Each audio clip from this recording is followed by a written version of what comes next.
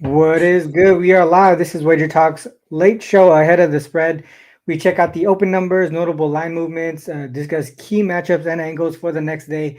So you have an early edge for tomorrow's games. I'm Ronald Cabang. We got Skee Profit here with me today. Before we check out the open lines and the key movements, make sure you guys hit that like and subscribe button to on the channel here so that we can continue doing the show at night here. We are live, like I said earlier, so we can see your comments on YouTube. Go ahead and drop your questions, drop your top plays, and we'll try to get to them as we go through. We try to do quick fire through all the games, and hopefully we can catch those comments as we go through them. Ski, anything else to add today before we move on to the games? No, you got it. I'm just not really happy with yesterday's results. A lot of cup games, I'll just name a few that were really upsetting. Sixers up by 14, entered the fourth, almost lost the game, definitely did not cover. That Pacers under that we broke down. Mhm. If people jumped in late, they cashed, but the number that I got lost by half a point on a free throw. And then Spurs first half under was just another one on the last second bucket that lost. So overall, I didn't have a great day. I went 4-6. So just trying to look to do better here today. Yeah, I went 1-3 in the NBA, and some of the things that we talked about yesterday, like the Knicks covering double digits, stuff like that, those actually hit, but they didn't make it onto my card. So it just be like that sometimes, and hopefully we just obviously long term, that's what we're all about, long term winners, and that's what we do here between me and Ski. So let's get into the slate, and I'll share my screen here. So we got the Wager Talk Free live odds page. We got the first game up. We got Toronto and Cleveland. Cleveland minus 15 and a half at open. It's still minus 15 and a half. The total 234 and a half. Down to 233 and a half at some books and some at 234. If we look at some of the situational stuff here, we got Raptors with the double digit in season revenge. Second game of back to back. Actually, both teams on the second leg of back to back games. Third game in 4 nights for the Raptors as well. Um, Cleveland, they got the big win over OKC, somewhat of a we could think about somewhat of a letdown there. On the other side, New York took care of business against Toronto. One thing that before you go ski, one thing that I noticed, when we looked at the situational notes of both teams on the second leg of back-to-back games, I looked that up since 2018. Both teams on the second leg of back-to-back games, and the road team is a double-digit dog. The ATS numbers 2-46 straight up, 16-32 ATS. It's tough to think about the Cavs, showing up after a game like that yesterday, but at the same time, this is a situation that tends to favor the favorites in this spot. What do you think about this one? Yeah, that's pretty interesting. I definitely don't really want to go against Cleveland. It could be a little bit of a not look ahead, but let down, I guess you could say, after beating the Thunder. That was a game they're really looking at and wanted to show up for, and they did. But at the same time, the Raptors have just been really bad. They've had a lot of blowout losses lately, 20 something, 20 something, 50 something. It's Hmm. just not a team that I really want to put my money on right now. So both teams equally unrested, it would still be Cavaliers or nothing for me from the side. I think the total is kind of interesting. Um, Raptors just haven't really been able to stop anybody, and we saw if the Cavaliers can score like that on the Thunder's defense, they should be able to kill this Raptors defense. So over or Cavaliers. Yeah, that makes sense to me. I think the only thing is whether or not they want to show up tomorrow. Also, the second leg of back-to-back games. I mean, this might be one of those situations where we wait for the status report. Just because they might drop some people because they know they can win without their key players here, and the total and the line might move in the direction you want it to. All right, let's go on to the second game on the board: Minnesota and Orlando. Minnesota minus 3.5 at open on the road here. Total 6.5 is the total. Was the open total? That's come down to 205.5. And on the side, we're seeing minus 4.5 at most books. We're even seeing a -5 at Caesar. So it's going towards Minnesota there. If we look at situational notes, third game in 4 nights, fourth game in 6 for the Wolves. Magic, they do have the rest advantage, coming off of a win as a dog, though. So a letdown spot here. They did beat New York a few days ago. And then first game of back to back, they do have Milwaukee on deck, so more important conference game on deck. This is a non-conference one for them. First game, I mean they've been traveling what three out of the last four. Then they're back at home. What are your thoughts on this one? Do you think they kind of look ahead to a more important game tomorrow? No, I don't think there's any look ahead. I'm expecting Paolo to be out there. I know they said he practiced fully, Mm-hmm. and I'm expecting him to make his return, but he's been off for so long. He's probably going to be rusty in this game. The Magic, outside of that, they've been missing a lot of talent. They're still going to be missing the other guys, and that's why you see a lot of these low scoring games. Mm-hmm. Looking down their game log, um, they have. I'm looking to see how many games have gone over the 205 or 206 that we're looking at, and I see. I mean, I don't see any of the last 5, 6, 7. Is that what 7 in a row that I've stayed under this number? So this is a team that we know is defense first. Last 5 games, also bottom 5 offensive rated team. Neither team playing with pace. Both bottom 5 in pace last 5 games as well. I know the total is low, but it's seems like it's low for a reason. I would only play this one under. Yeah, they're missing a lot of people. So it's Suggs, both of the Wagner brothers. Harris is out. So the one thing that I read about Ben Carroll right before the show was that he is listed as questionable for tomorrow, but the plan is to actually have him active for Friday.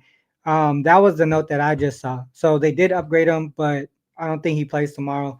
From based on the quote that I just saw. So you're talking about the under with the Magic here. One, two, three. 9 out of the last 11 have gone under for them, primarily keeping their opponents under the team total too. Would you look at team total or just expect both teams to kind of go towards the under in this one? Well, Timberwolves are capable of playing defense, even though they haven't been doing it so much lately. If Paolo's out, I still think the Magic will struggle to score just as much as they'll be, good playing on defense. So Mhm. I think we can include both sides for this one. Yeah, Also, the other looking thing at the too. Magic as a home dog, it's Mhm. happened 5 times all season. Looks like all 5 have went under. That's wild. Okay, and then the other piece of it too, if you look at the last 10 games, pace of play, 28th and 30th for both of these teams. So I would only look towards the under as well. All right, so we have Golden State and Detroit on deck. We have the line opening up at -2.5 for Detroit at home. The total at 222 for the open, and then it's come down to 220 at most books. We're actually seeing 219 and a halves at some too as well. And then from the side perspective, going towards Detroit, -3 at circa. The only book at -3.5 is Superbook right now, but majority of them at -3. We have the Warriors, the first game of back to back. They do have Indiana on deck, and they travel too. So Detroit to Indiana. I don't think that's too far though. But they do have the bounce back spot, right? They lost as uh, you know as favorites at home against Miami when Miami was coming off of that double OT game. Also, a fourth game in 6 nights, and Pistons definitely a fatigue spot here. Second game of back to back, third and four, fourth and six, fifth and seven. So all of the above there as far as fatigue on the Pistons side. Um, I think that could be the reason why it's going down as far as the total, but it's going towards Detroit. What are your thoughts on the line movement here? Do you agree with it? Yeah, I'm gonna take a second to just shout out to our guys in the chat that are late night with us, live on the show. Shout out to Free Sports Picks. I think that's my guy JB. Just Duro in the building as well. Neo Gis, B Daddy, Mark A. Appreciate all y'all staying up late. Layman Sewer, staying up late and capping these games and just tuning in with us late night. I'm gonna be Mm-hmm. honest. This game, I don't really trust either one of these teams. Detroit, I don't trust as a favorite. They're also unrested. Mm-hmm. And then Golden State just untrustworthy overall. They have, I mean, they were looking untrustworthy. Now they don't have Kaminga and they have to figure out how to play without him as well. It's just to see how they were in that last spot versus Miami and see how they've been playing lately, just knowing all the things that have been going on. It's very hard for me to back them. So Mm-hmm. Cunningham even did his dirty yesterday. He's been consistent outside of that. So maybe if I'm betting anything in this game, it'll be him or pass, but I'm probably not betting this game. Man, just from a spread perspective, you could see Detroit kind of getting the job done for the most part. Definitely more consistent as far as getting the ATS wins. But if you look at Golden State, they just haven't been covering at all since like the mid December. So they're just not in the right spot or right position right now. And this seems like a small number for Detroit.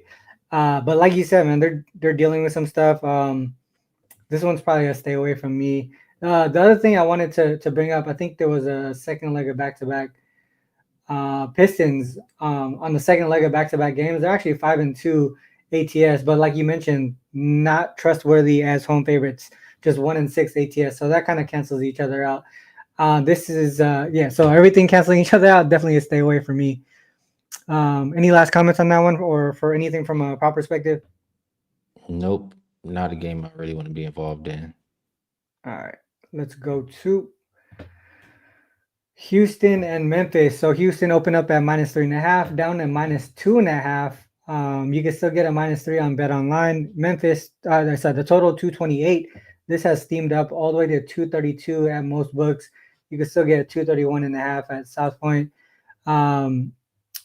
Nothing of note for the Rockets side, but if you look at Grizzlies, they have a lot of situational stuff here. Definitely the more rested team. Also double digit in season revenge. This one, did they face each other earlier? Yeah, they faced each other way earlier this year. The double digit in season revenge. Memphis lost by 20, but this was in October. So definitely two teams that are a little bit different than they were before. What are your thoughts on this one? Yeah, one thing these two teams have in common is they both are really strong first half teams at home. It's just that only one team can be at home. So Grizzlies first half at home is 14-5 ATS. So maybe they could come out there strong. Looking at the injury report, maybe Ja will be playing in this game. He is questionable. He's not listed as out. You also have Jaren Jackson game time, Bang game time, Aldama game time. I know Memphis is a team that they kind of play hard no matter who's out there, but it's important to see with a few of these guys if they're going to be in the lineup or not. So as of right now, the Rockets, looking at this, they're also 14-3 to the first half under on the road. Maybe we see a little bit of defense to start this game. I know you said the total going up, but as of right now, I will lean first half under, or don't really have a strong opinion on the side. Mm-hmm. Yeah, nothing really specific or just like popping out to me on the side perspective too. Like you see the Grizzlies as home dogs. That doesn't happen often, just 2-0 ATS, but when they're the more rested team for some reason, they tend to not cover. It could just be, over adjustment on the line there with them having the rest advantage. But at home in general, they're just a lot better. You can see straight up 15-4 straight up at home, 12-7 ATS. So if you're gonna back the Grizzlies, it would be at home. But you can see the Rockets here, 7-4 ATS as road favorites here. So this one's pretty interesting. I'll probably stay away from this one as well. But a lot of situations backing the Grizzlies. All right, let's go to the Blazers and Dallas here. Dallas opened up at -7.5. Total 219. That's kind of stayed across the board for both the total and the side. If we look at the situational stuff, fatigue on the Blazers side, second to back-to-back, they did face New Orleans. They did beat New Orleans by like 20 points, I think. Third game in 4 nights, fourth and 6. If you look at Mavs side, third game in 4 nights, but not a second back-to-back. They do have the in-season revenge as well, but they are coming off out on a letdown. Sorry, yeah, they're in a letdown spot. They did beat the Lakers when they were shorthanded, and I don't think they're gonna have Luka and Kyrie still, and Gafford is still questionable. I can't. I still. Yeah, I know Dallas got the dub against the Lakers, but I still can't back them in any way without both Kyrie and Luka in the lineup. What are your thoughts, Skee? Yeah, I'm in agreement. I mean, that game versus the Lakers was the first game all season the Mavericks covered without both Luka and Kyrie. And like you said, they also could be without Gafford once again. Versus Portland, who, damn, I know Klingen got rolled out, but that kind of throws a wrench in things because Portland has a lot of bigs. Could have really taken advantage of that versus Dallas. Still, I think the starting lineup can compete with the starting lineup of the Mavericks. I would probably look for Portland early, maybe like a first quarter for them. But absolutely, I'm not laying with Dallas without those two guys. They'll have to show me twice that they can play competent basketball without their two all stars or superstars. Yeah. Man, these like I think we were talking right before the show. Tomorrow's slate does not look that appeasing. I haven't found anything that I really like yet, as far as like putting down a bet. Both of these teams are to me, I can't back them both in letdown spots, right? Mavs off of that win, Blazers off of the win today. Definitely something I'll probably just stay off of.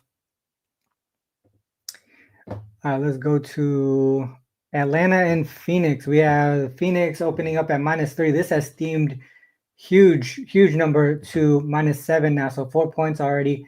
But you can actually get -6 at bookmaker or -6.5 at the rest of the books. Circa is the only one that at -7. Total opened up at 238, has come down to 237. But there's a 238.5 over at Bet Online. If you look at the injury report, because I was trying to figure out why the line moved so much. Jalen Johnson is out. Okongwu is questionable. I mean, I don't think that's that big of a jump for Jalen Johnson himself. Is there anything that you could point out that might be a reason why this line jumped 4 points?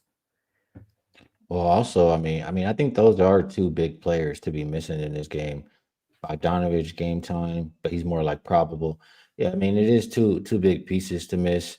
Um, I personally just don't love Atlanta on the road.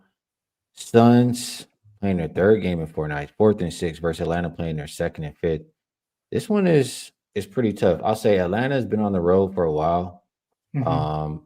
My thought process usually is like after they just lost a couple of games pretty bad, then they won a game on the road and they have a chance to finish up the road trip strong. Like that's kind of my thought process for Atlanta. But being down Jalen Johnson and Kungwu and versus a Phoenix team who I think is really hungry right now. They're still 16 and 19, coming off of a loss themselves versus the Hornets on a back to back. I like the changes they made to the starting lineup. Um, it's tough for me. I think neither team has been playing the defense that I like, Mm-hmm. and I'll just stick to that. I don't really like to lay points with teams who I can't trust to get stops, and I still think that's the Phoenix Suns. So until they can show me they can get stops like that, I guess I have to lean towards the Hawks. Lean towards the Hawks here. So, man, what was that number again? Up to +7. Yeah, man. I just feel like that was way too much to move for just Jalen Johnson. I think that it makes sense that they may probably made an over adjustment here, and Atlanta should be the side as well. Um, but I think I would probably wait until we see Okongwu what his status is, because like you said, one person being out is one thing, but if you have it cumulatively, yeah, Bogdanovich, Okongwu, and Jalen Johnson, that's a whole bunch of guys, a whole bunch of points that you'll be missing on the side. All right, so Miami and Utah. Shout out to the chat again. We got our guy Jay Money in the building. I did get to do a show with him today. It was good to be on the show with you and Man, appreciate you tapping in, bro. I watched that show. That made me laugh a lot, man. It was a you good guys, time. you guys had good vibes today. Hopefully, I can jump on Jay's show soon here. It's just timing. Timing is the issue right now, but we'll figure it out, Jay. Hopefully, we can get on together. All right, so Miami and Utah. Miami and Utah. Miami -5 at open has moved to -5.5. Utah, the total at 225, down to 222.5. If we look at some of the injuries, obviously Jimmy Butler still suspended. Kevin Love unlikely to play. I don't think anything else on the Heat side, but Jazz missing a lot of pieces still. Collins, Keontae George, and Clarkson. That's a lot of points there that they're missing on their side. That could be a reason why we are seeing a move towards the under. If we look at some of the situational stuff here, fourth game in 6 nights for the Jazz, but third game in 4 nights and fourth game in 6 nights for the Heat as well. They are in a letdown spot here. They did what we talked about earlier. They beat the Golden State Warriors after a double overtime game, and they do have the revenge factor as well.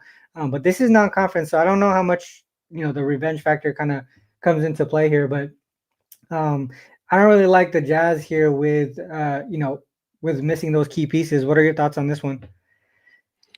My thoughts are Miami is not in a position to really like look ahead or let down.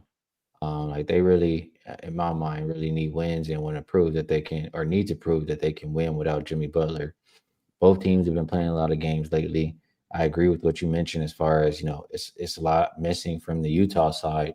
Hmm. Um, I just when you lose to a team like you get beat down like that, they lost by 36 points.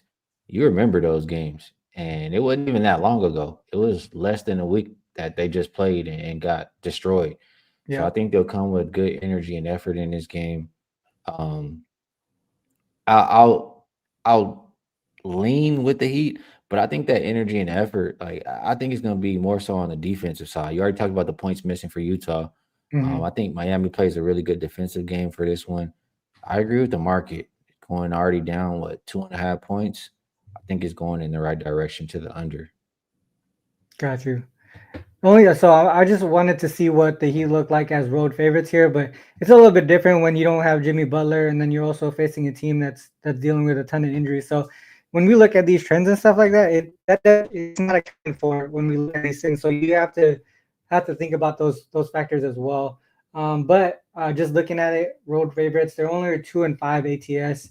Um, if we look at the Jazz here as home dogs, they're 6-9 ATS, so they're not doing that great either. They're 2-13 straight up as home dogs. So this is not a good spot for them either. So I would probably agree with you if Utah's missing a whole bunch of guys that can put buckets on their points on the board. Um, there's probably look towards the under as well. That would probably be my biggest lean there. Uh, last game on the board, Charlotte and the Lakers, Hornets and the Lakers. Lakers opened up at -8.5. We could see Circa down to -8, Heritage -8. The rest still at 8.5. If you look at the total, 219.5. This has jumped up to 220, 220.5. You see Caesars has 221.5. So moving towards the over here. Um, Situational notes, nothing too much on both sides here. Just a bounce back spot here for the Lakers. Obviously, that loss to Dallas, and then the Hornets coming off of that win over Phoenix. So somewhat of a letdown spot. What are your thoughts on this one? Do you agree with the over? I was kind of looking towards the under actually. Well, what's surprising me is last 5 games, Hornets are the second best defense, the worst offensive rated team. Hmm. The offensive side doesn't really surprise me, but the defense does. And the Lakers, kind of the opposite, top 10 offensive rated team, 27th defensive rated team last 5 games. I think that the Hornets offense will get better because they're healthier now. That's why they were able to get a win versus the Suns. And the Lakers, they're just so inconsistent right now. And I already mentioned their defensive rating. They have pockets in the season where they play good defense, pockets where they don't. Right now, they're in one of those pockets where they can't get any stops. And, it just doesn't look really good at all from them. I think that last game was pretty embarrassing. So I can't lay with them in that situation. It would be Hornets or nothing. Yeah, in the last 10 games, the Hornets have been road dogs 3 times. They covered all three of them, and I brought up Killer Sports to bring up what you mentioned with the unders for the Hornets. They've gone under in 8 straight games, and that includes an OT game against the Bulls. And for the most part, they're limiting their opponents in all of them. You see here, Wizards and Rockets went over their team total by the hook. So did the Bulls, and the rest of them stayed under by a pretty decent margin. So, um, and one thing that I like to do, I talked about it on the show too. If I'm looking at a team total under, I typically look at the favorites. So the Lakers, with their inconsistencies, Hornets playing the defense that they're playing. One way that I would pivot would probably be the Lakers team total under on this game here. I don't know if there's a number yet for it though. 114 and a half. Yeah, I would actually look towards the Lakers team total under in that case. All right, that's every game on the board. Is there anything specific you wanted to key in on, Ski, as far as a game? I don't think We could either of take us a put look. a bet in though. No, I haven't. We can look maybe at that Raptors and Cleveland game. I think Raptors in Cleveland. yeah, I think that one or the Minnesota Orlando. Yeah, let's actually dive into that the Raptors Cleveland one just because that query that I brought up earlier. I wanted to see if we could find anything to really back that up. I Well, got a I query know too, I think. what was your thoughts on that logic behind both of them on the back to back and then the double digit road dog? Um well, I mean, I just understand it for this instance just because the two teams are going in that direction. Mhm. Raptors just so many 20-point plus losses recently, and the Cavaliers, we know they can run it up on anybody. I got a query I'm gonna try to put up here real quick, Mhm. and let's see, share.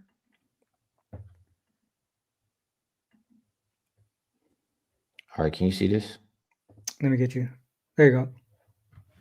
Yeah, so it's pretty much saying you're looking at two unrested teams. It goes back to 2016, Mhm. and both the total for this game is higher than both teams' previous totals. So it's saying that the odds makers are, they expect this to be a higher scoring game than both of the games they both just played. Yeah. And we have 53, 25, and 4, 67.9%.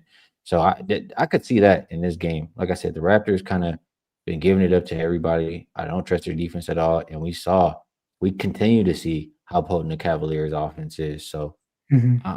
I'm kind of trying to find reasons to get there with over 234 and a half. I think that makes sense, right? Logically, right? The Cavs, obviously the better team here, double digit favorites. They should be able to win whether they have their full squad or not. Because second back to back, I just assume they're probably going to sit somebody. Um, but why would they want to play defense? Why would they need Yeah. to spend some energy to play defense against a team that they know they could just outscore easily? Um, that's also the other reason why that I hesitate with taking the 15 and a half, even though we do have some solid queries to back it. Is just what type of Cavs team is going to show up? Right? Do you trust them to? Do you trust the backups to be able to stay with this Raptor squad and cover the full game at 15 and a half, or maybe just take the first half? As the starters play a little bit more minutes in the first half. If it's a blowout, you stay away from the backdoor cover when the bench comes in. Well, I'm not too worried about the full game. I mean, I get it, but I'm not too worried about the full game just because both teams are interested. I'm gonna add to this query. I mean, the Cavaliers, at least they don't have to travel, right? And that'll probably Mhm. bode well for their offense. I'm gonna see, if the home team is off of an over game, see what this does to and it makes it a little bit better here. 39 and 2, Mhm. 76.9%. Kind of maybe saying that offense can continue, especially without the travel for the Cavaliers. So that's what I'm thinking in this one. 233 and a half is actually the best number I see right now. Yeah, that makes sense. I think I agree with the overs. So I saw Jess Durrell. Can you query the Cavs team total on second game of back to back? I just did that, and their team total is five and two to the over. The full game is also 5-2 to the over on the second leg of back to back games. They've gone over their team total in four straight of that situation, but uh, some of those games were against teams who were also on the second leg of back to back games, and one of them went under. So 3-1 when both teams are on the second leg of back to back games to the team total over. But the other time that they were a double digit favorite was against the Pelicans. Uh, they did cover that one. They won by 28. Another time that they were double digit favorites on the second leg of back to back games, minus 11 to the Nets. They failed to cover that one. They did fail to cover that one, 105 to 100. And they also stayed under their team total in that game. So some inconsistencies there, but for the most part, more towards the over than the under. Um, I don't know. We went through a good chunk of stuff, Ski, but I still can't find like like a solid play yet. Probably gonna have to think overnight and figure out what's gonna be my top play. But what are your thoughts? Do you have any strong leans or um yeah, strong leans to drop for the viewers here? Yeah, this one is a tough day.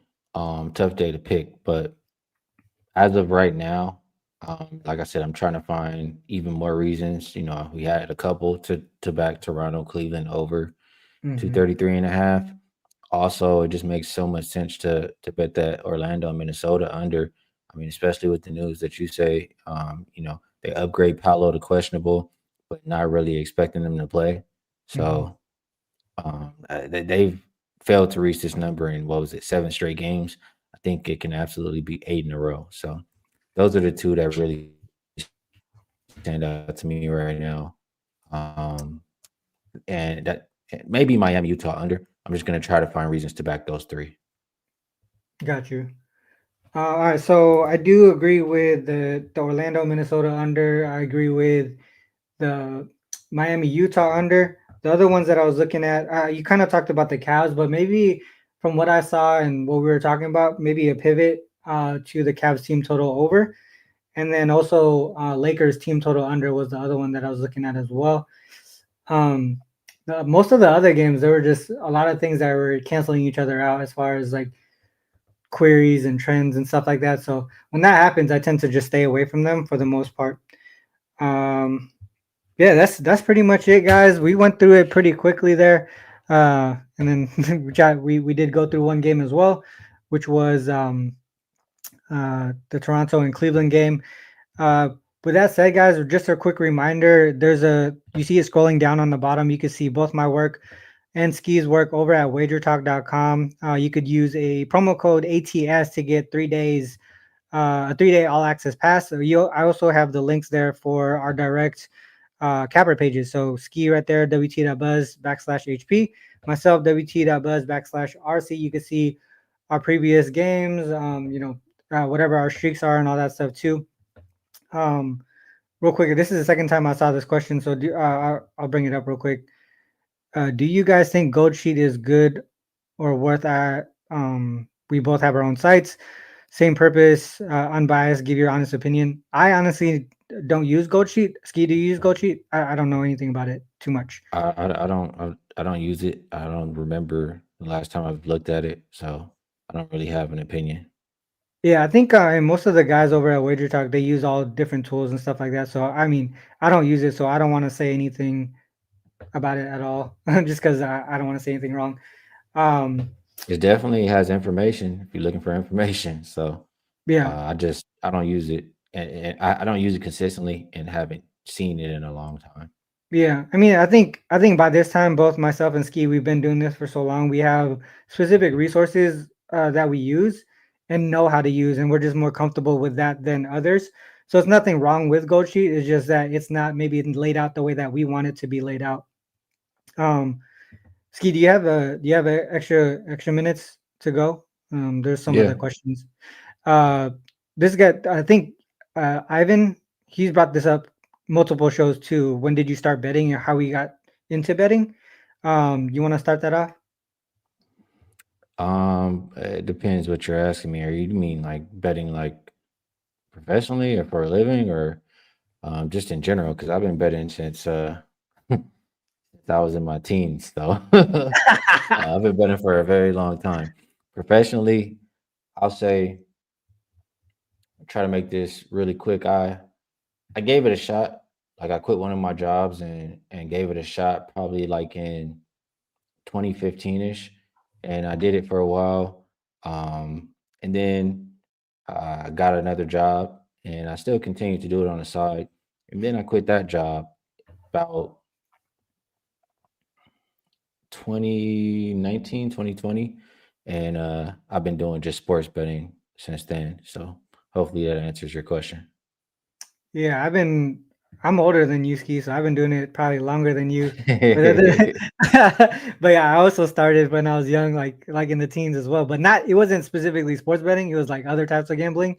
But yeah, my dad was a horse racer, or I mean not horse racer, but he went to Wow. the horse races up in Seattle, Long Acres and all that stuff. So I was around gambling since I was like a kid. They don't even have Long Acres no more. They have like Emerald Downs and stuff like that. But yeah, I've been around betting and gambling for a long time. But sports betting, right after college, is when I kind of started betting. But I think when I had my first kid, that's when I really started because I was like, man, I'm not making enough money to support a kid or family.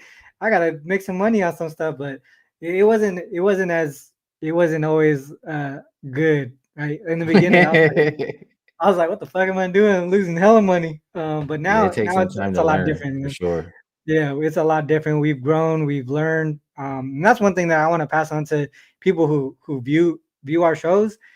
Is man, we just this is what we do, right? I mean, like we've been doing it for long enough to be able to last in this space.